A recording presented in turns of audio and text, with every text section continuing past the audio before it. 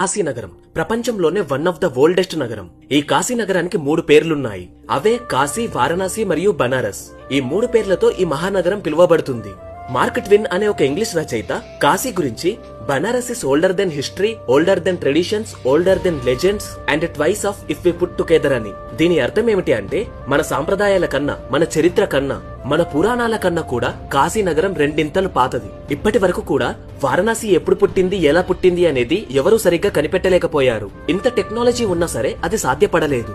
కాశీ నగరంలో ప్రవహించే గంగా నదికి ఒక అద్భుతమైన శక్తి ఉంటుంది. అదేంటంటే ఎవరైతే కాశీలో చనిపోతారో వాళ్లను ఆ గంగాలో ముంచి అక్కడే దహనం చేస్తే చనిపోయిన వాళ్లకు మోక్ష కలుగుతుంది. మోక్ష అంటే మళ్లీ వాళ్ళకి ఇంకొక జన్మ ఉండదు అని. ఇక్కడ ప్రవహించే గంగా నదికి మన పాపాలను తొలగించే శక్తి ఉంటుంది. దాదాపు 3000 సంవత్సరాల నుండి ఈ నగరంలో సివిలైజేషన్ అండ్ లెర్నింగ్ ఉంది. అంటే 3000 సంవత్సరాల నుండి ఇక్కడ మనుషులు నివసిస్తున్నారు. కాశీ అనేది మన హిందూ కల్చర్ కి, మన ఫిలాసఫీకి